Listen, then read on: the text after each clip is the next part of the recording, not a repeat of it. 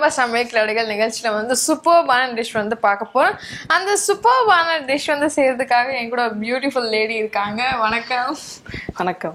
ஏன் பியூட்டிஃபுல் லேடின உடனே நீங்க வந்து ஒரு சின்ன தயக்கம் மூஞ்சில? உங்களுக்கு என்ன குறைச்சல்? காமெடி இப்படி பண்றீங்களோன்னு நினைச்சேன். ஓ நோ, இந்த சமையல் ப்ரோக்ராம் இருந்தாலும் நான் கண்டிப்பா நான் காமெடி பண்ண மாட்டேன். உங்க பேர் சொல்லுங்க. மாணிக்கவல்லி. மாணிக்கவல்லி, சூப்பர். இன்னைக்கு வந்து எங்க நேயர்களுக்காக என்ன வந்து செய்ய போறீங்க? ஆடிக்கூழ். ஆடிக்கூழ்.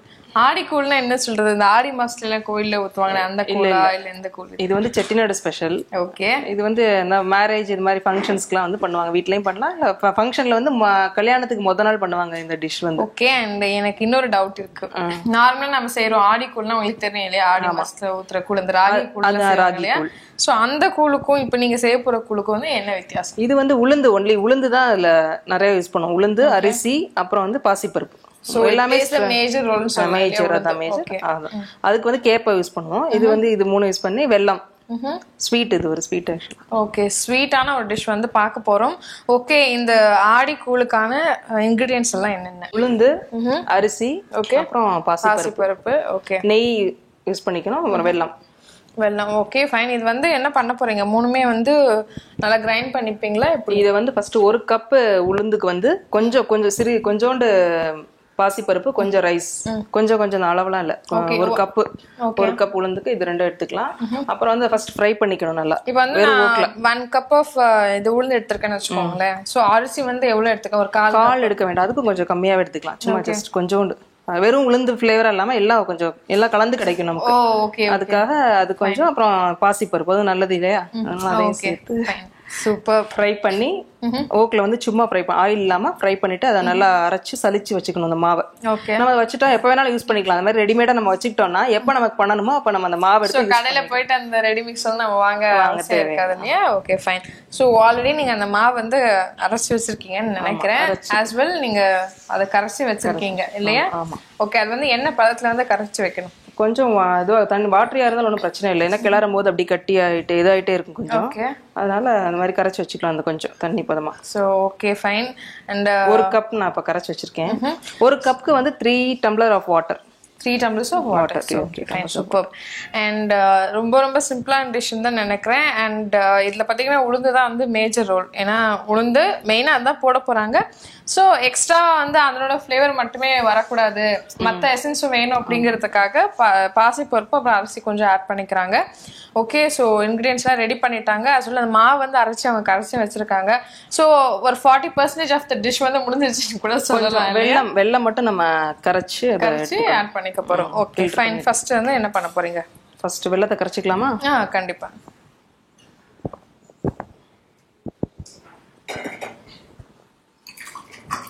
ஸோ இது வந்து ஹாட் வாட்டர்ல நீங்க ஏதாவது மிக்ஸ் பண்ணணும்னு இருக்கா இல்ல நார்மலா தானே மிக்ஸ் பண்ணி அப்படியே வச்சுக்கலாம்? அது கரையிற அளவுக்கு இருந்தா போதும். பாகு மாதிரிலாம் காய்ச்ச வேண்டாம். ஓகே, கரைஞ்சா போதும். ஆல்ரைட். வெல்லம் வந்து கிண்டிட்டே இருக்கீங்க. ஆல்மோஸ்ட் கரைஞ்சிச்சுன்னு நினைக்கிறேன். இதை ஃபில்டர் பண்ணி எடுத்துக்கலாம். ஓகே.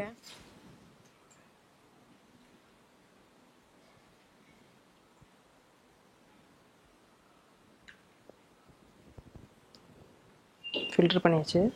ஓகே. இப்போ இங்க ஸ்டவ் ஆன் பண்ணிக்கலாம். இதுல வந்து இந்த மிக்சர் இது வந்து இதுல கொஞ்சம் லைட்டா நெய் போட்டா கொஞ்சம் விட்டாம வரும். இதுவும் அதே அது கொஞ்சம் கட்டி வராம கிளறிட்டே இருக்கணும். Okay okay fine. கொஞ்சம் கூல் மாதிரி வரும். இது கொஞ்சம் சாலிடா.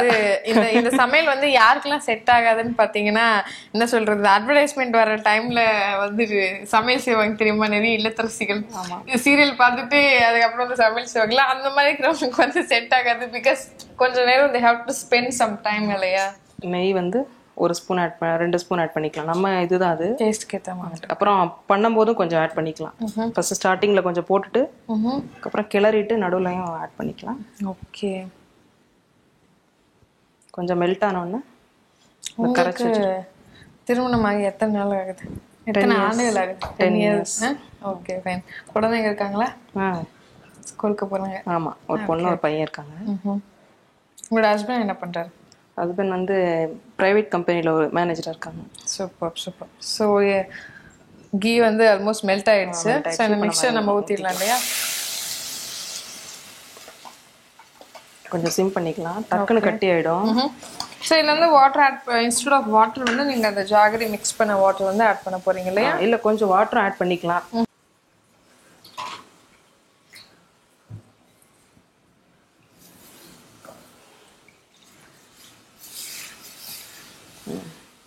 நல்லா அந்த கன்சிஸ்டன்சி வரணும். ஓகே. இது வந்து எந்த பதத்துக்கு வரணும்? கொஞ்சம் செமி சாலிடா, கொஞ்சம் சாலிடாவே, ரொம்ப சாலிடாகவும் இருக்கக்கூடாது, கட்டியாக இல்லாமல் கொஞ்சம் மாதிரி. கூழு தெரியும் இல்லைங்களா, அது வேற இருக்கும். பட் அது வேற கூழு, இது வேற கூழு. Okay okay. இப்போ வந்து இந்த வெள்ளம் இருக்க தண்ணியை ஊற்றிடலாங்க. ஹவுஸ் ஒய்ஃபா நீங்க? ஆமாம், ஹவுஸ் ஒய்ஃப். ஓகே. வீட்டில் வந்து போர் அடிக்குமா நிறையா? இல்லை, போயிடும், டைம் போயிடும். டைம் போயிடுமா?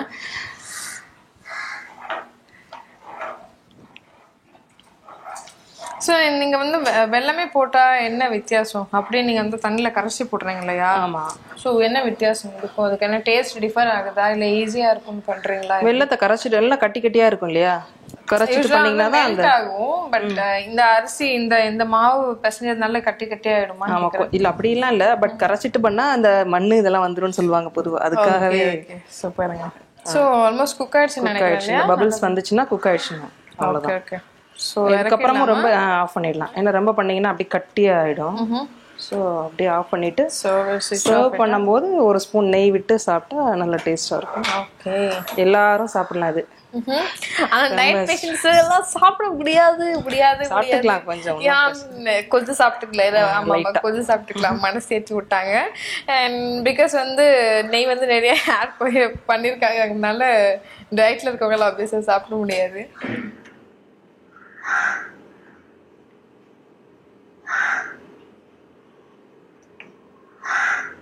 ஸோ கேஷ்யூஸ் வச்சு நம்ம வந்து கார்னிஷ் பண்ணிடலாம்.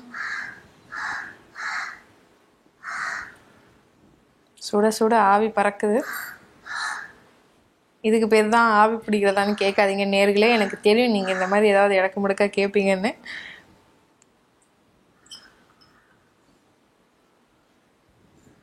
ஓகே. ஸோ இவ்வளோ நாள் வந்து எனக்கும் வந்து ஆடிக்கூழ்னா வந்து இந்த கோயிலில் ஊற்றுறது யூஸ்வலாக வந்து ராகி வச்சு செய்யறதுதான் தெரியும். பட் ஆடிக்கூழ்னா வந்து செட்டிநாடு ஸ்பெஷல் வந்து ஒரு ஸ்வீட்டான ஒரு டிஷ். அண்ட் அக்கேஷ்னலாக எனக்கு கல்யாணத்துக்குலாம் வந்து ரொம்ப ரொம்ப இம்பார்ட்டண்ட்டான ஒரு டிஷ்ன்னு சொல்லியிருக்காங்க. செட்டிநாடு ஸ்பெஷல் ஒரு ஸ்வீட்டான ஒரு டிஷ் வந்து செஞ்சு கொடுத்துருக்கீங்க. தேங்க்ஸ்.